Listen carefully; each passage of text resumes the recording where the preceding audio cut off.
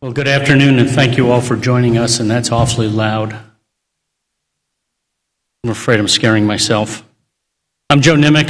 I'm a senior executive advisor at Booz Allen Hamilton, and I'll be your moderator for today's panel on critical infrastructure resilience. I have a few announcements that they've asked me to make before we get started. Then I will introduce each of the members and then ask them a question rather than they start with their own 3 minutes. So I'll ask a question of each of them, then we'll move on to questions from the audience. I have to point out that today's breakout session room is sponsored by Micro Focus Government Solutions, and we thank them very much for their support of INSA and this particular breakout session. If you have questions, please don't wait till the panel members are finished. There are index cards at your seats. Please fill out your question on an index card and pass them to the center of the aisle. There are INSA members who will pick those up, and then I will read the questions from here as opposed to having people try to find a microphone.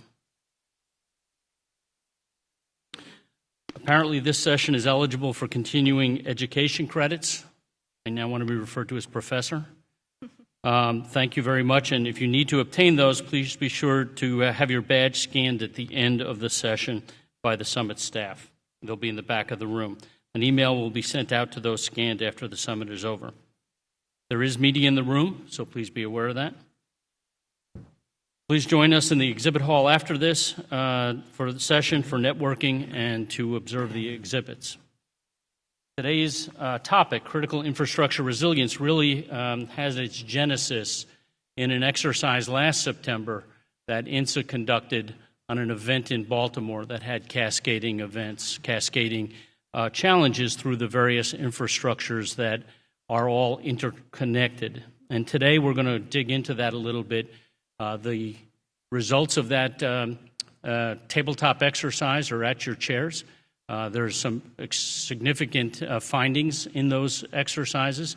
I don't think any of them are going to be overly aha moments, but we need to continue to remind ourselves that these are the challenges we face in our infrastructure being able to be more resilient than it has before.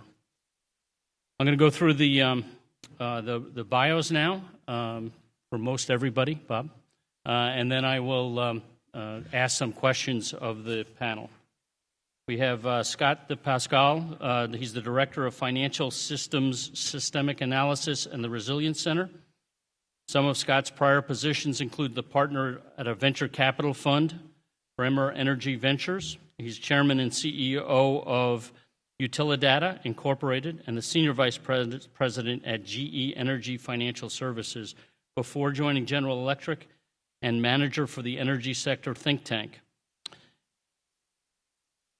Scott also served as the chairman of the Rhode Island Cybersecurity Commission and was a member of the DHS Homeland Security Advisory Committee on Cybersecurity. We're not joined today by Brian Harrell, who you may have seen on the agenda. Brian, unfortunately, his wife had a car accident this morning, and he made the right decision to go take care of his wife. And we hope that everything for Brian works out well. Jared Maples. Jared Maples was named director of the New Jersey Office of Homeland Security and Preparedness on the 5th of June, 2017. Director Maples joined the New Jersey Office of Homeland Security and Preparedness in January 16 as the director of the Division of Administration. Prior to joining, he spent over a decade at the Central Intelligence Agency and previously worked in the Office of the Secretary of Defense.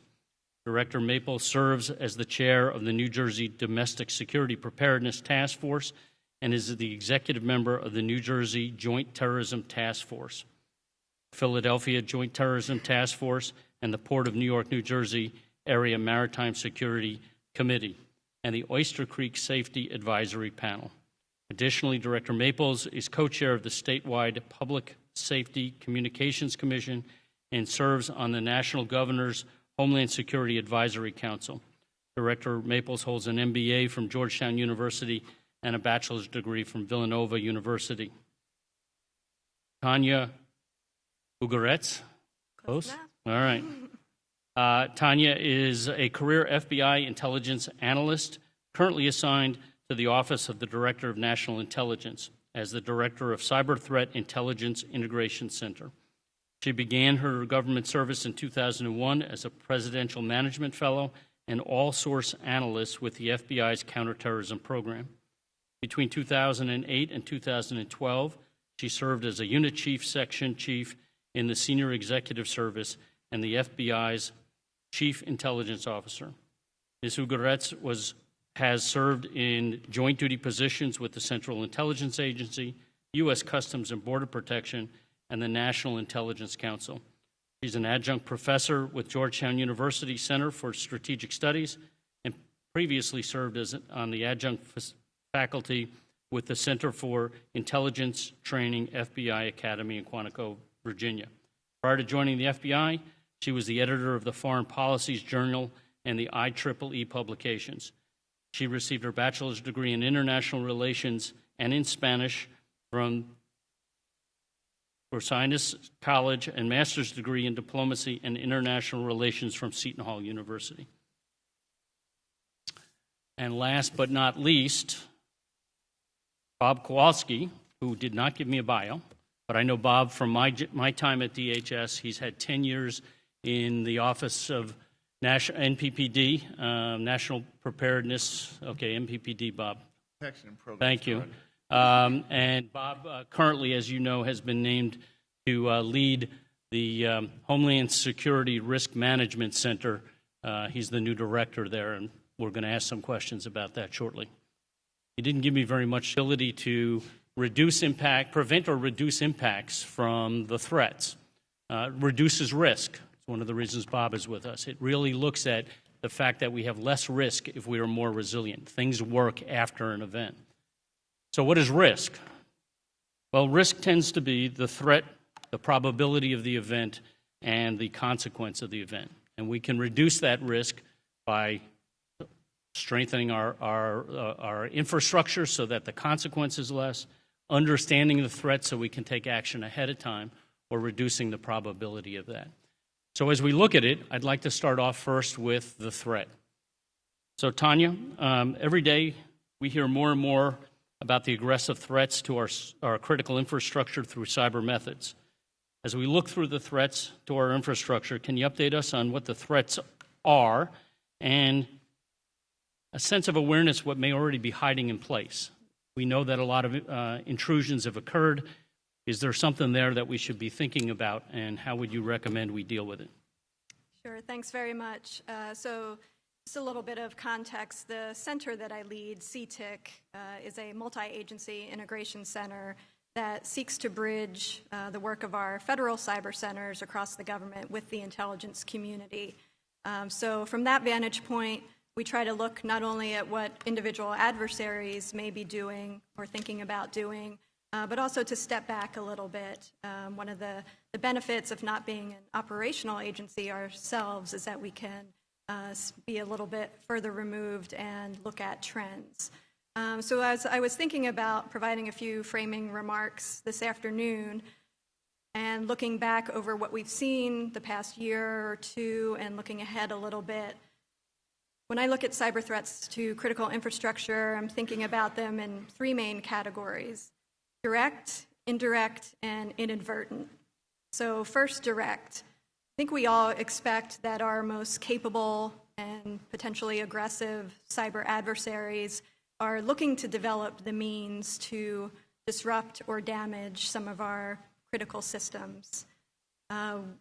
The challenge for us in the intelligence community is to be able to assess when they have the intent to actually do so, but there's quite a lot of work that has to go in on the front end in order to develop that capability.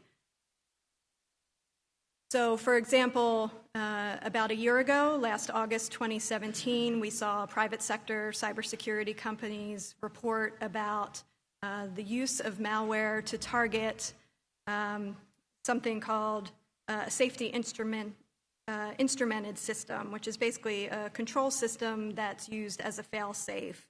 It maintains safe conditions even when other failures occur in an industrial control system. There can be no benign use for such a capability. That's clearly shows a direct interest by the actors behind it in figuring out how they might cause damage or disruption to an industrial control system. And more worrisome, this past May, a private sector cybersecurity company indicated that the actors behind that activity, still unknown, are expanding those operations outside the Middle East. So that type of direct threat is of most concern, or a high concern. But we also have indirect threats to critical infrastructure, and I think of this as a more kind of wormy way, not a technical term, for an adversary to impact critical infrastructure. Maybe the use of a third party in order to gain access to a system that an adversary might have interest in developing the capability to damage or disrupt. Here I'm thinking about activity that was revealed last year, I think PricewaterhouseCoopers and BAE, called Cloud Hopper, which was possible Chinese cyber actors who were conducting intrusions into managed service providers. So those companies who service a whole range of high-profile clients, providing them IT capabilities and networks and other systems, and by virtue of providing that type of service, are very attractive targets because a compromise of that type of managed service provider could offer an adversary entry into many other vulnerable systems. So that would be an example of the indirect. And then lastly, the inadvertent. So inadvertent requires some understanding of an adversary's intent. And as I mentioned at the outset, that's really the unique piece that the intelligence community can bring to this through our intelligence collection, hopefully on our adversaries' motivations and intent and capabilities. So it's interesting to think about the single most costly cyber attack that had a real-world impact on operations, the NotPetya attack of last year. We don't know for sure, but appeared to be inadvertent in terms of the scale of the damage that it caused. You may recall that it got its start by compromising a Ukrainian accounting software. One might suspect that was with the intent to target primarily Ukraine, but that malware actually spread quite far, and as I said, was the single most costly cyber attack that we have suffered worldwide, causing more than $1 billion of damage and affecting the bottom line of major companies such as Maersk and Merck.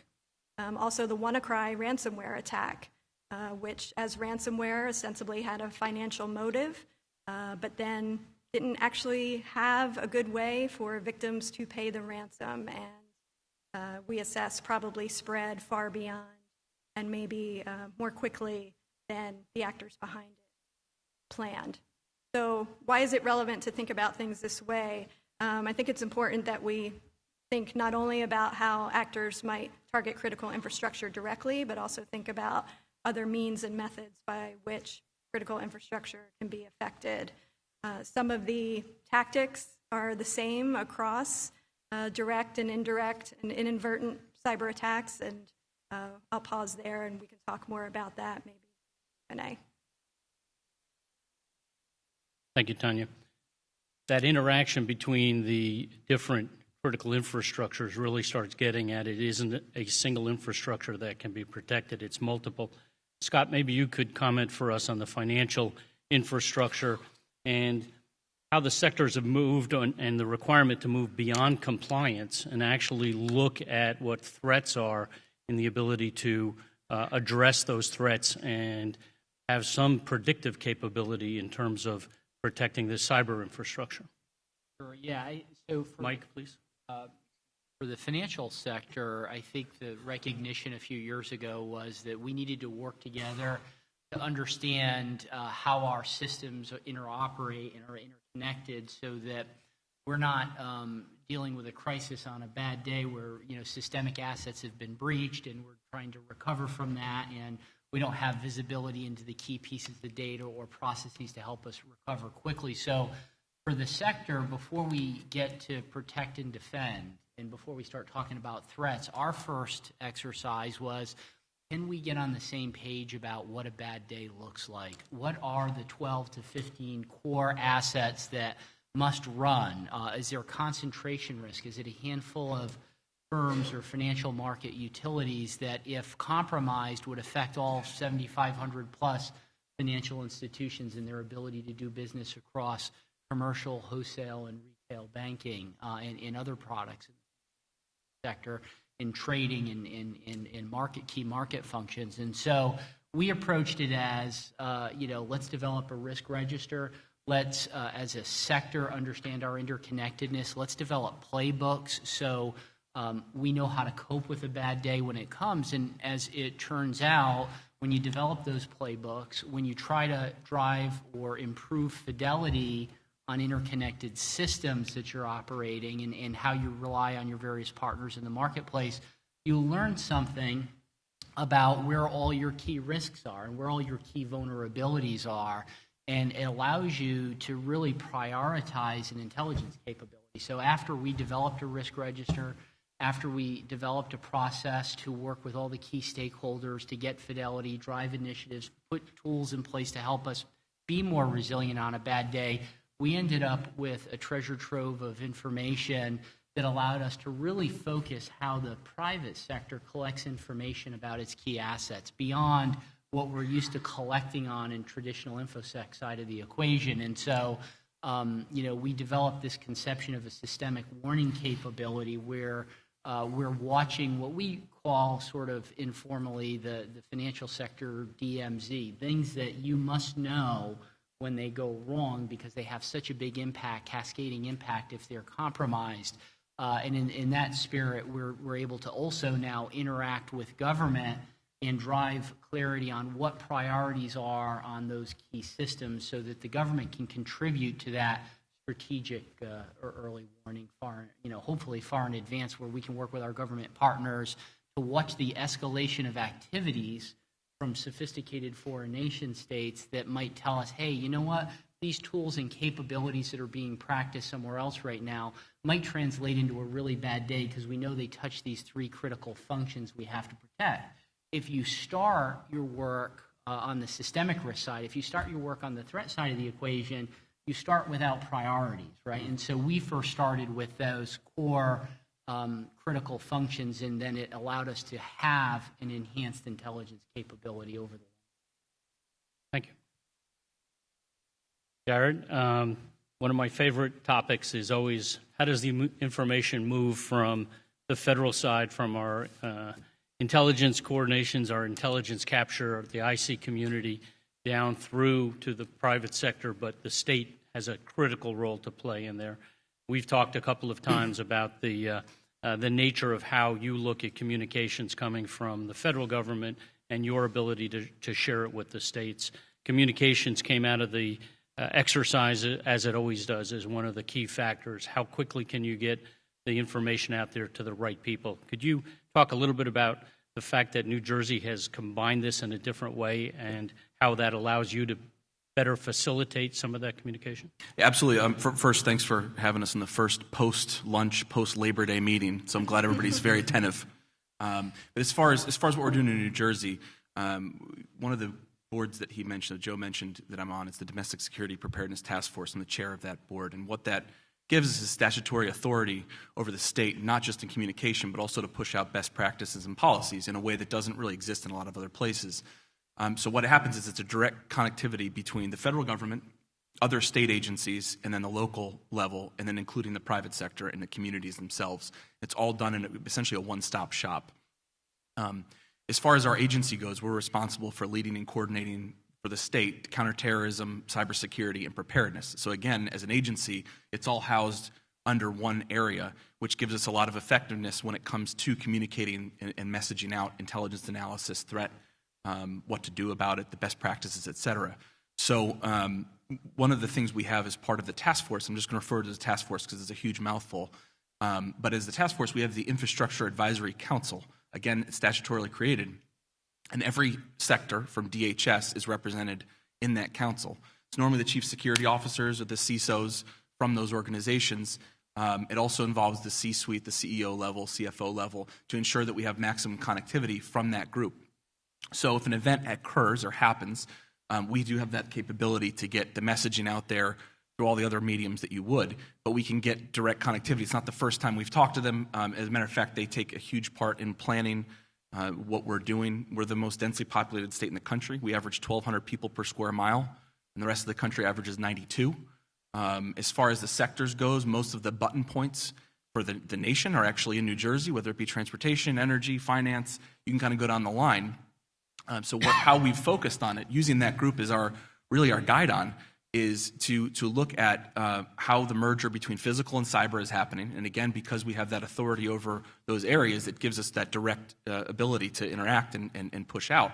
But how that merger is happening, because what was a cyber threat didn't necessarily merge with the physical and vice versa, but it definitely is now. And that's one of those areas where if we focus on critical infrastructure as just the asset, we're behind the curve. So we're trying to push forward in a new way, which says, how do we look at what the functions of those are? And it's interesting you talked about functions from the finance side. The critical essential areas of connectivity, not just in one sector, but how those then cascade down in effect. So if something happens, a cyber attack in the water supply, for example, can become a physical issue in the energy sector with a snap of a finger. And that's where we're really trying to get the rubber to meet the road in New Jersey, and talk about the planning, because as the great philosopher Mike Tyson always says, everybody has a plan until they get punched in the face. And that's very true, right? But we want to be able to talk about those additional areas. You always want to have a plan, certainly, to deviate from and overcome, adapt, be resilient, and recover. But then how do we change the mindset? How do we change the mindset from a security perspective? How do we change the mindset from a resiliency perspective? How do we change the mindset to ensure that those functions are happening across the sectors? Gone are the days where those sectors are siloed. They have to be connected across the way. And I suspect my friend Bob's going to be talking about that side on risk, certainly. But that's where we really are trying to focus in New Jersey and get out ahead again of those problems and use the communication network that's built in by statute.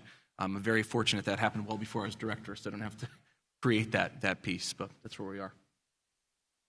Bob Jarrett gave me the lead-in. Clearly, the ability to be more resilient means to manage the risks that we have. DHS just chose to create the National Risk Management Center, and you've been given the wonderful opportunity to excel by being the director there. A couple of words on what the center is and how you see it fitting into infrastructure resilience. Sure. Thanks, Joe. And thanks for having me. It's good to be here, and yes, I'm feeling like I'm now in the second month of my job, and my advice is never start a new job in August. That's the only piece of advice I'm here to give right now. But given that I had to, we did spend August building off of what the Secretary of Homeland Security had announced in the end of July at a cybersecurity summit that DHS hosted that featured a number of the national leadership, including Vice President Pence. She announced the creation of the National Risk Management Center within the National Protection and Programs Directorate. We hope that we soon won't have to talk about the National Protection and Programs Directorate, as we hope that Congress will give us our wish and create the Cyber Security and Infrastructure Security Agency, and that the National Risk Management Center will be a hub for how we do our work. So what is the National Risk Management Center?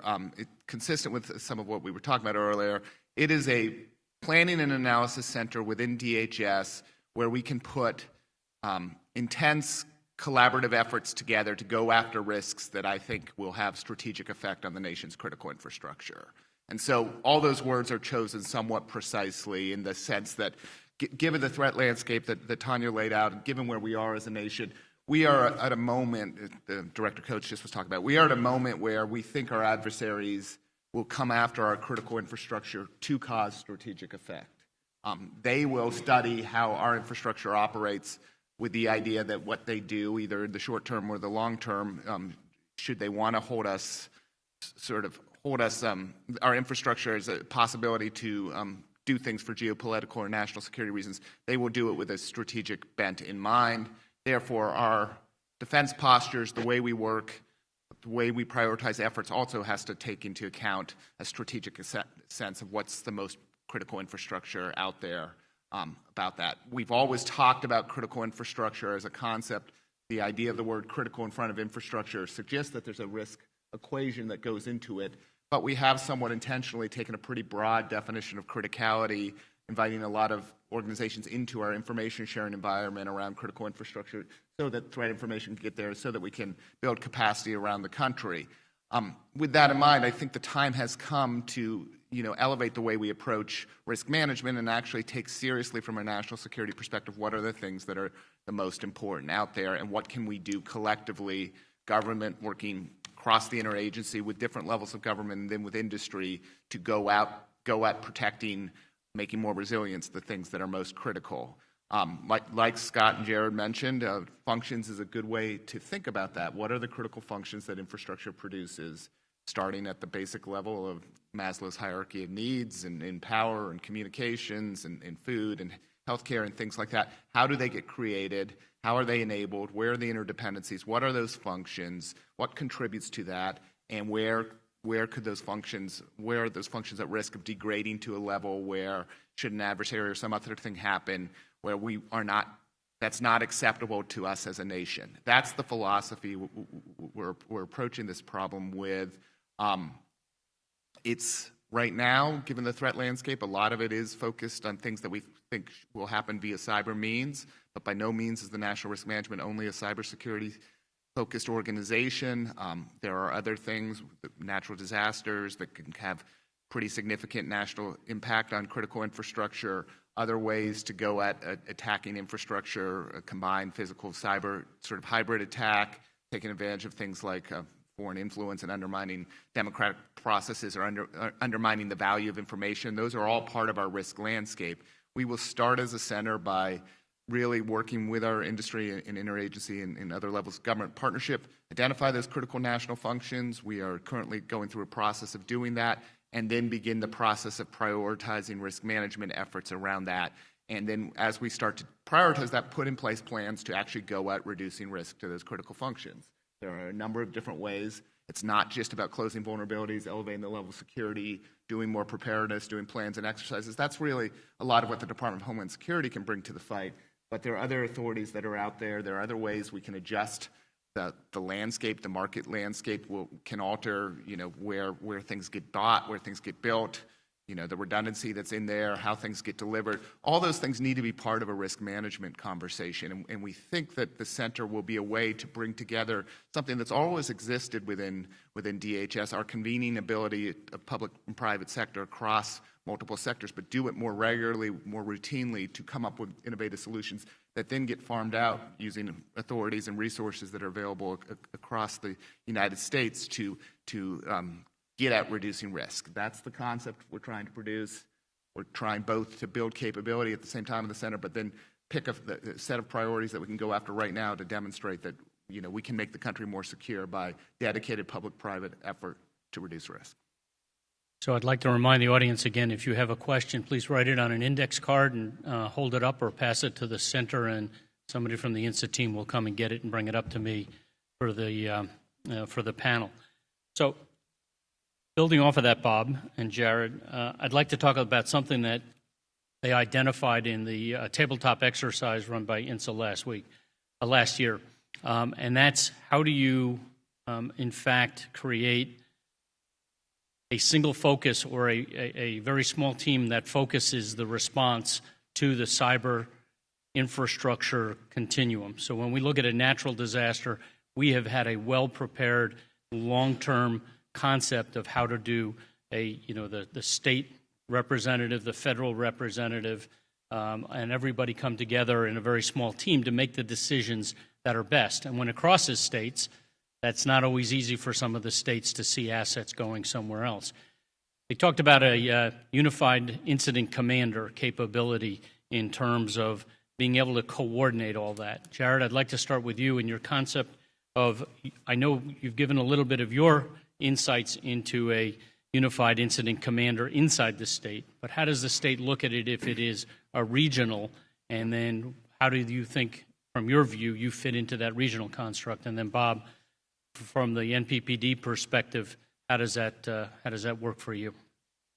So I'll start out and say one of the other pieces that we're doing that's a bit different in New Jersey is we created the NJ Kick. It's modeled after the NKIC at the DHS NKIC. That's a first of its kind at the state level.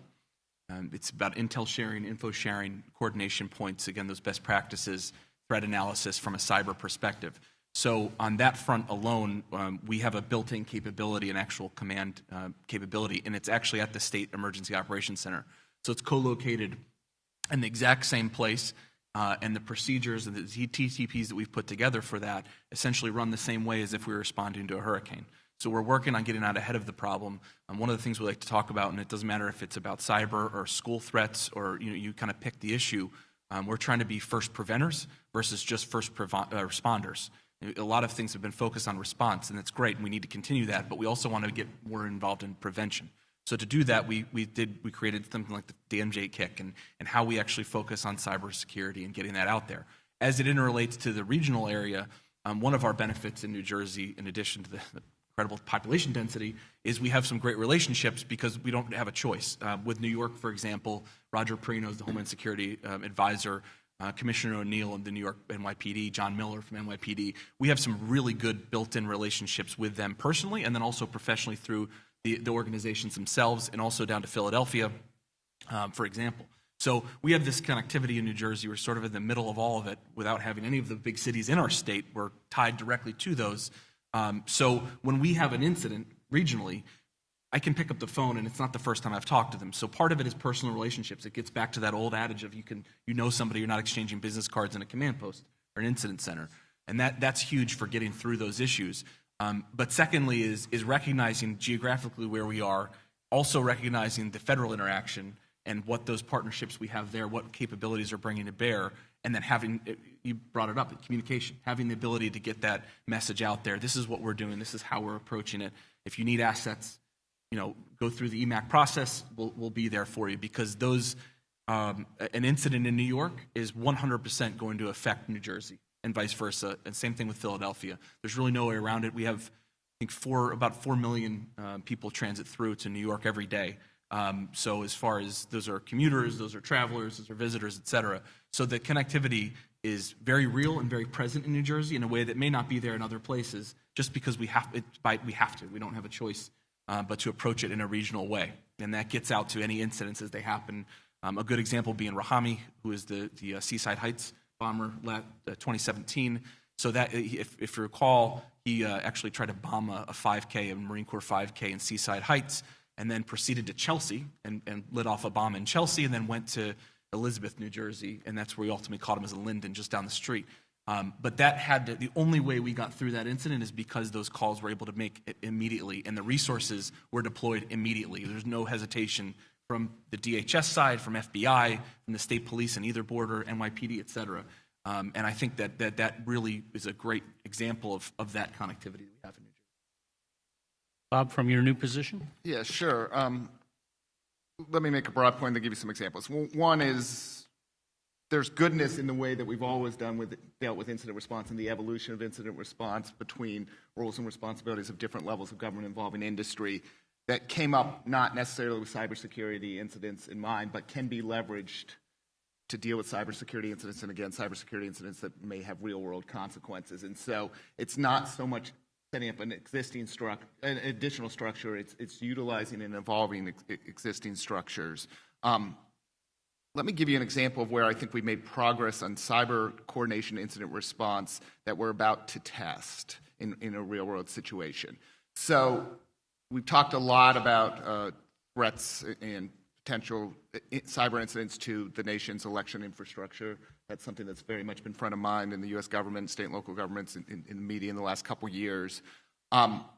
We are now in place where we have judged that although we have not seen the same pace of activity from adversary states in the run-up to the 2018 midterm elections as we saw in 2016, we do believe that the intent and capability of the adversaries still exists, and we need to be ready for something to happen should it happen. We're in a place now where roughly 45 days or so in front of the midterm elections, we are going to stand up a national coordination function following PPD 41, which lines up the roles and responsibilities of the FBI and DHS and the intelligence community and the sector-specific agencies, but also bringing in the state governments, state election officials, local election officials, and industry who own a lot of election infrastructure, or at least sell a lot of election infrastructure to state governments. So we exercised a national tabletop exercise related to a potential cyber incident in our elections in August of this year. We had representatives from almost all 50 states who participated, and the states who didn't tended to be because they had a primary election going on in the same week that we were exercising. So there was that level of interest. We involved all of the government in doing so. And we're going to put that in place starting later this month, where we actually will have real-time sharing of information between now and the run-up of the election, take advantage of the Information Sharing Analysis Center, the Election Information Sharing and Analysis Center that we've stood up, have the states, localities, we have over 1,000 members in that ISAC feeding information in, getting threat indicators in. We'll be watching, we're working with the Bureau and the intelligence community if there's anything sort of happening outside of what's going on in cyberspace, and quickly get that information in the hands of the owners and operators for election systems, which are state and local officials who can take steps to address any incident that we're seeing emerging, and then involve all of us who have a role to communicate to the American people that our elections are secure, and that if there's any activity, it will not in any way threaten the integrity, the count of our election process. That's a process where we've built off things that we built through PPD 41. We've brought in the state and local governments to design it. We've used some best practices from other incident response, and we'll be able to utilize that so that we have sort of consistent, heightened communications between now and Election Day to make sure that any trends that we're seeing can be addressed immediately, both, again, from a security perspective, but from a resilience perspective, which is making sure that the American people know that the election process will go off without a hitch. So that's a great segue into a question from the audience for Tonya, and that's how the CTIIC actually engages in terms of identifying the threat to our election system, and examples, and how would you define the current threat for U.S. elections by hackers, for example, Microsoft's public statement last month? Thank you. So I think Bob just helped me define the threat and characterize it for 2018. I was in this same position in 2016, so I can certainly attest to what Bob's saying in terms of the improvements within the government in how we're looking at threats to the election, and also outside of federal government with state and local officials. So in terms of how we assess the threat, we look at it as a community in a few different ways. I would refer you to DOJ's report that they recently released, looking at threats regarding election infrastructure itself, but also the foreign influence threat. And those are types of threats that we have to understand how they interconnect, but we also have different parts of our community that focus on each of those. So from my perspective, the center I lead, CTIC, we are looking at how we integrate intelligence from throughout the cyber community to understand how our adversaries might be targeting election infrastructure itself, but also using cyber means to conduct other types of activity that could have an influence on voter opinion or other types of election-related systems, such as we saw in 2016. Our role then is to obtain that intelligence that our partners in the intelligence community produce, bring it together so that we have one picture as a federal government of what we're seeing, and it's really that integration role that's very critical and core to what we do. And then we look at how can we work with partners to downgrade classification of that if necessary, and then share it through DHS and the FBI to the officials who really need the information in order to be able to act on it.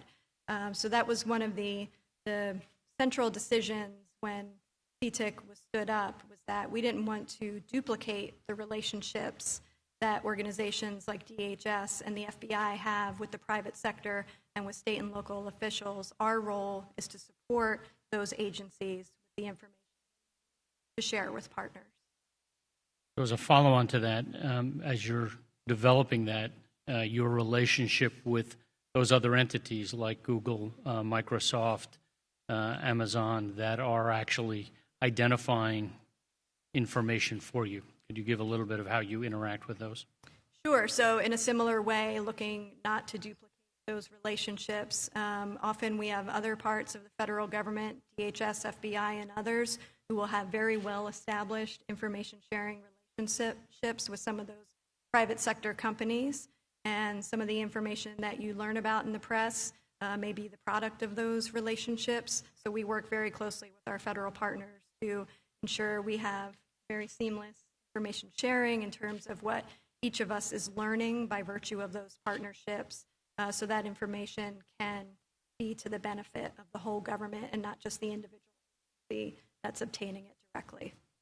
So, Scott, one of the follow-on questions that I think it'll go to Bob after you, but that's how are you looking at the and dealing with insider threat in terms of those vulnerabilities you have talked about, those systemic issues that go across all of your business partners in terms of the financials? How are you looking at identifying and dealing with insider threat?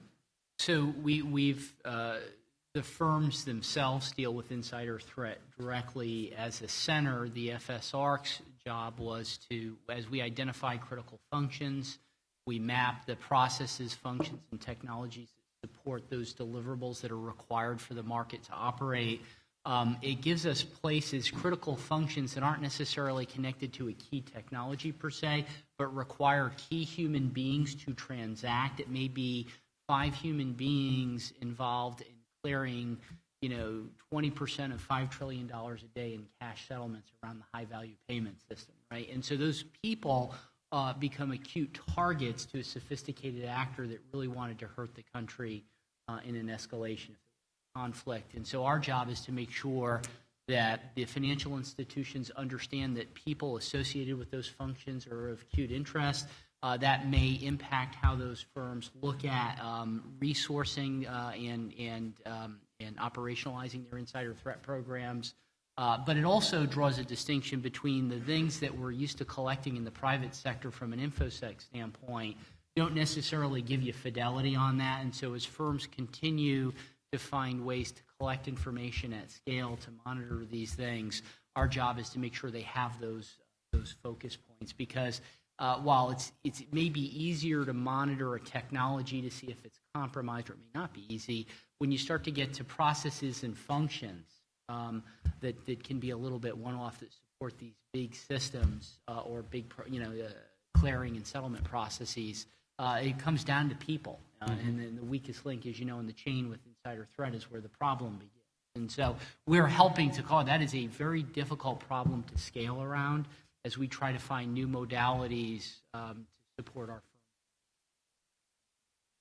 So, Bob, this may be a little bit far-reaching for you, but I think that the purpose of the question is a good one, and hopefully you can. I'm missing Bill Harrell here from the technology of the energy side, but with the interface of Internet of Things, with IT and OT becoming one in the same, that our operational technology, our ICS systems are all integrated into the cyber IT world.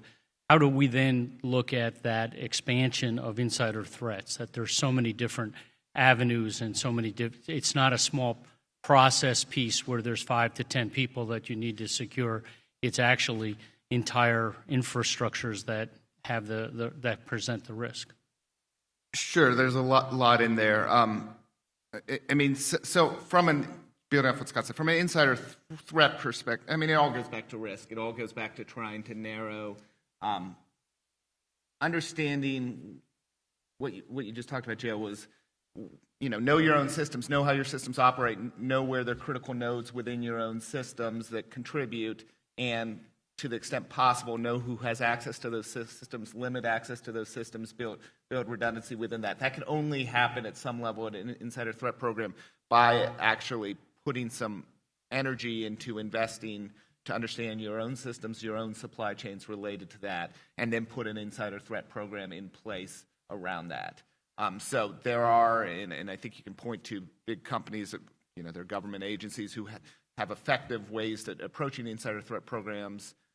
We would like to be able to be in position to scale those down to other places, encourage more adoption of insider threat programs that build up best practices. We have at DHS security advisors who work with Jared's folks, for example, in New Jersey, protective security advisors, cybersecurity advisors. They work with businesses.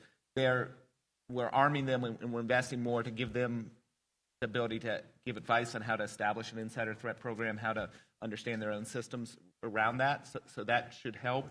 We've got to push the idea out there. So that's one element of it. There's a counterintelligence piece of this, which, again, I think as we begin to understand, or as we understand where nation states may be headed, where other people who are out there recruiting do more awareness out there of the signs that would cause somebody to be approached to become a potential insider threat or be trending in that direction. We're also working with critical infrastructure companies is there a way to do a better job of sharing government information on a trust judgment as to whether government's made a decision that this person can't be trusted because of terrorist ties or something other untoward in that background, and getting that information in the hands of corporations.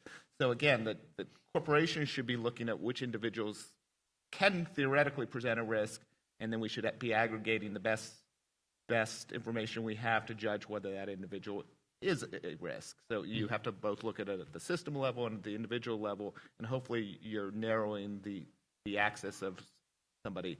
And that's sort of looking at it theoretically, and then the other half of this is design systems so there's more redundancies, more resiliency, less places with one single person who is doing something that can cause harm. And that the systems identify when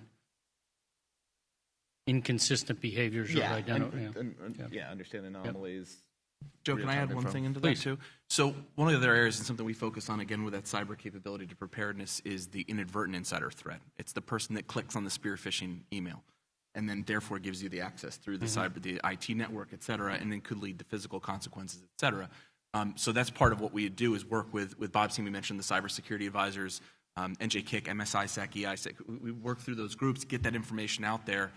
One, about what that threat looks like, but then two, here's the training. Here's what you need to do to get to your employees to make sure that some knucklehead doesn't click on, the email from Nigeria and all of a sudden, you're in trouble. So I would also add in the inadvertent insider threat is also something that we're certainly concerned with at the state side, particularly as it pertains to small and medium-sized businesses, not necessarily the huge corporations, but some of these groups, smaller water sector, for example, just use that example, to make sure that doesn't go and cause that cascading effect.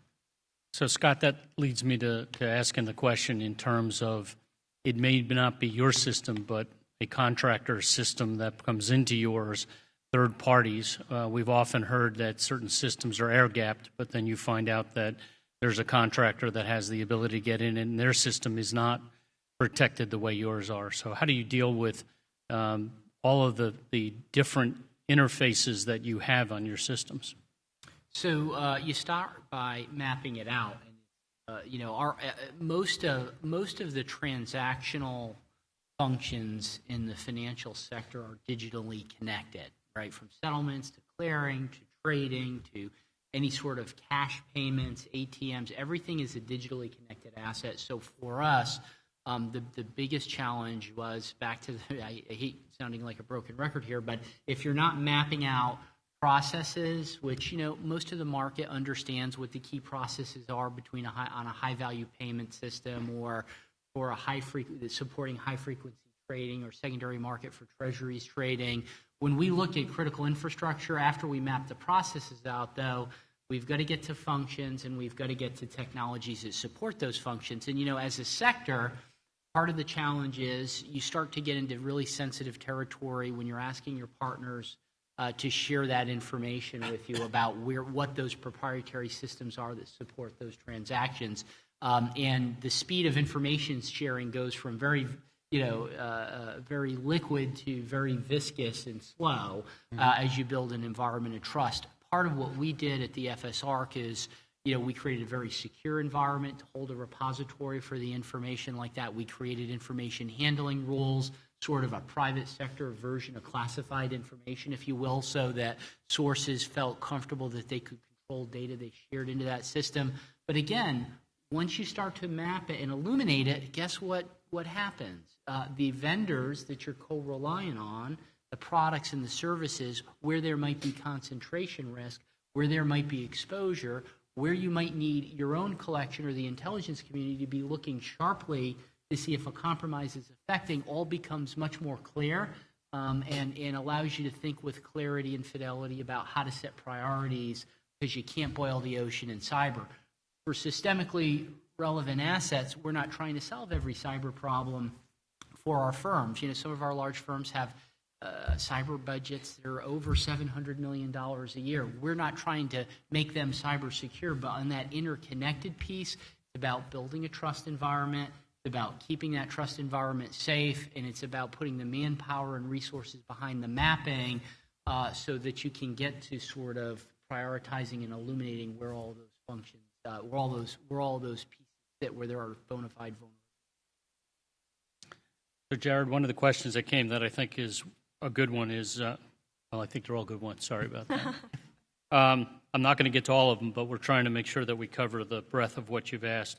The relationship with the State National Guard cyber response teams. I think virtually every state has used part of the National Guard and the DoD training to create these teams. Can you talk to people about how they interface with what you do and how their dual roles, that they may actually be called up by DoD to do an event that may not be happening in your state? That's actually very timely, more timely than you probably realize, whoever asked that question.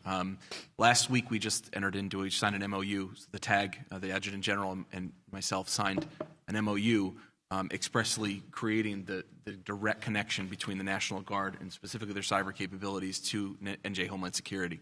So that NJ kick that I talked about, we're going to have representatives from National Guard in a training environment, a training cycle as part of that. One of the great advantages we have in New Jersey is we have access to a lot of those folks that cross the river into New York and are working on those $700 million cyber budgets in the financial sector and that have the energy capability and experience in their day jobs.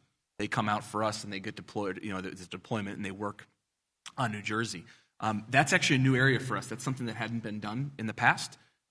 When the Adjutant General and I both came into office, we really talked about trying to build that relationship out.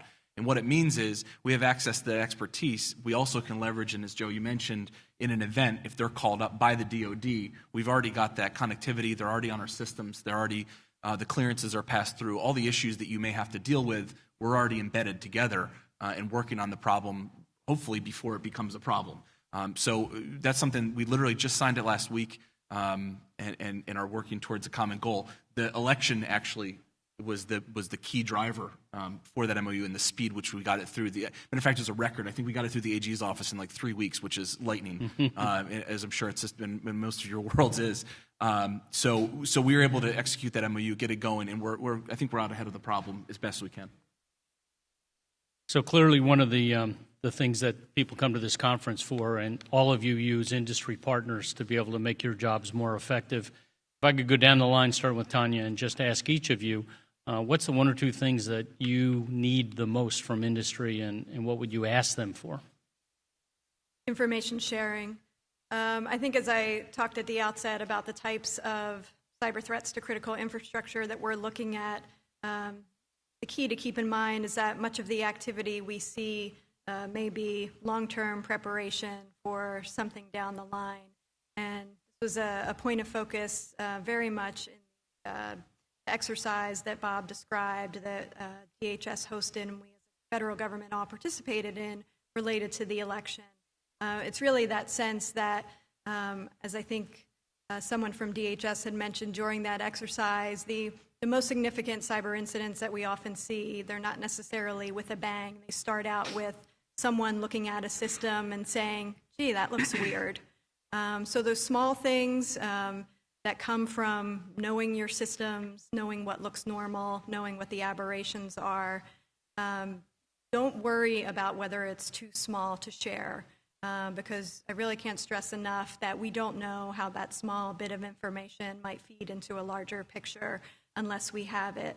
And I think that understanding and those mechanisms are improving every day, but we won't be able to put that picture together unless we have that information. And of course, what we owe you then, another area for continued improvement, is feedback on how that piece of information that was shared did lead to some discovery.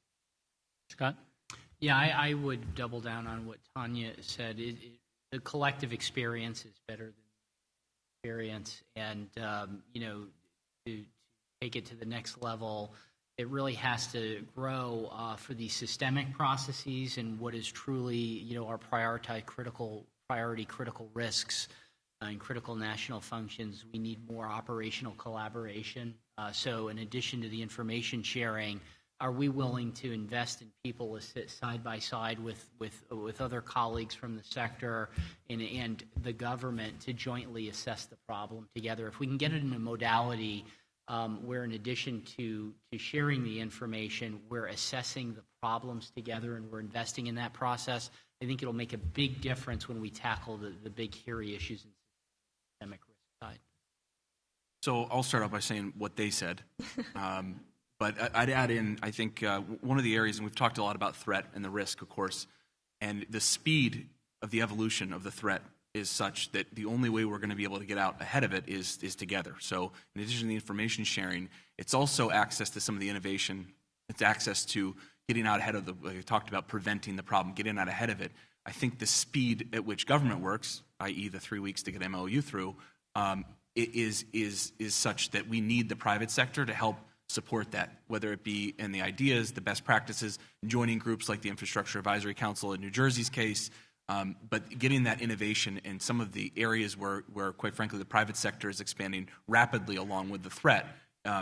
We're trying to play catch up, and that partnership is really going to help us, certainly in New Jersey, get through to these problems and, again, get out ahead of them before they happen. So I'd wrap up, and it's hard to say something after three good answers like that, but I think helping with the context and the tools to create context is important from my perspective. That's helping, as we aggregate this wonderful amount of information that we're hopefully receiving, how do you do analysis of that information more quickly, big data analysis? How do you understand how that information and elements of risk may propagate through systems? That kind of information is something that can't exist, can't be put together without sort of a lot of people thinking about the problem, taking advantage of those tools. Decision support is a big element of what any sort of risk management process is we do the analysis. How do you visualize? How do you put information together that will support people agreeing to take action? Decision support means data visualization, means doing the kinds of things to put a compelling presentation together and to talk in terms of costs and benefits. Those are the things that we'll be looking for industry to really contribute to, because ultimately, this is, while we're all in this for national security, these are business decisions. Mm-hmm. We have to put this information together in a compelling way that leads, whether it's business or policy decisions, for action to happen. And I'm quite convinced that the government can use help in putting that stuff together. So, Scott, you end up being the only one on the panel that kind of represents the private sector. So one of the challenges when you're talking about, and from your, the FSARC perspective, how do you get information shared from your constituents in the financial world when some of the information is competitive advantage to them? How do you encourage them to be able to provide information in a safe and secure way that doesn't cause them the thought that somehow they're giving up something that gives them a leg up on their competitors, because it is a competitive environment? The environment from a product and service standpoint is highly competitive, but from a security standpoint, they all rely on common modalities, infrastructure, and processes, and you would be surprised how uncompetitive it is. When I came to this position 2 years ago to build the center, that was one of my concerns, is would they share freely and would competition really be the sort of big constraint? And as it turns out, the ethos among the security across the banking institutions is stunningly good. In fact, I would argue, having come from the energy sector, that the financial sector does it better than anybody at a pace, velocity, breadth, scale, all of those things. We were pretty stunned at how they don't look at a lot of these issues as competitive advantage. We run into issues in different places. a sensitive vulnerability is a sensitive vulnerability, and nobody wants to talk about it because nobody wants the regulatory exposure necessarily. And so bringing folks to the table in a trust environment, like I said before, was really the bigger thing, to make sure people had a comfortable place to convene, that they knew they could control source data and they could jointly sit down and analyze difficult problems. But I think the banking institution may be a little bit different than some of the other critical infrastructure sectors. People are stealing money digitally all the time. The banks have lots, particularly the big banks and financial market utilities, have a lot of experience dealing with compromises of their systems. And so the collective benefit to them sharing information is enormous because the modalities are so common in that attack surface. And so they do that very well. Competitive advantage wasn't an issue. Making sure, when we opened shop, how did they know we were secure? Did we have information handling policies? How are we going to interoperate with the regulators? Were the regulators going to know every single thing and every vulnerability that the FSARC know? How do we create a modality that's healthy where we can bring the regulators and the government in a way where we can jointly be talking about a bad day and still hold a repository of things that can never see the light of day? Because if the bad guys get them, it's going to cause a problem, right? We could end up being a bigger problem for the sector. Those were all things we had to contend with in building up hygiene to get the currency where we needed to be, to get price of admission, to move that information, to dilute that viscosity that was happening in high context information sharing. Competitiveness was not an issue. So, Tonya, Scott's talked several times about sensitive vulnerabilities, and a lot of what FSARC and NERC and others are doing is identifying those, but beyond that, identifying where the threats are coming from. How does the IC take that information in and then utilize that to better focus your analytic work to then provide them predictive or anticipated information? I think that's going to be the key to the future. How does the IC interact with organizations such as FSARC and through DHS with the ISACs and other entities? Because that's really the gap. It's how do we understand, how do we communicate what we see from intelligence community's perspective on adversaries' intent and capability and potential planning with knowledge that the private sector has about their systems, the types of dependencies and interconnectedness Scott and others have been describing. That's really the secret to how we're going to get better at this. So one of the things we're discussing in an advisory board that CTIC leads with all of the directors of the federal cyber centers and the major producers of classified cyber threat intelligence is how do we marry up what we're seeing from the intelligence perspective in terms of how adversaries are most commonly conducting their activity with known vulnerabilities so that we can help not only the private sector but also government agencies prioritize their defenses. So for example, if we know a certain actor is taking advantage of a certain vulnerability or type of vulnerability in 80% of the attacks that they're conducting, that's information we need to bring together and communicate to network defenders so that they know to prioritize that among the many different patching and other things that they have on their. So, Bob, I'm going to give you the last question as we get close to running out of time. Then I'm going to ask each of you to take a second. Bob does need a second to get his thoughts in order, but the rest of you can think about your 1-minute piece you want to leave with the folks that have been in the room here. Bob, the question came up is part of risk management is a deterrent position. How does DHS look at deterrence as part of the risk management equation, if you will? Sure, and deterrence is certainly a whole of government plus a whole of community activity. We do believe that good security, talking about good security, can be a deterrent in of itself. And if historically, people will go where they think they're more likely to be successful. But I think the question goes broader to deterrence. It goes to questions of attribution. Let's call names on names. It goes using other instruments of government policy, sanctions. The threat of some degree of offensive operations or taking out, putting these things, this is not acceptable putting norms in place and then enforcing those norms will all be deterrents. And what I've been pleased in the discussion is, there's no hesitancy of the U.S. government right now to say who the bad actors are and say that it's not good enough.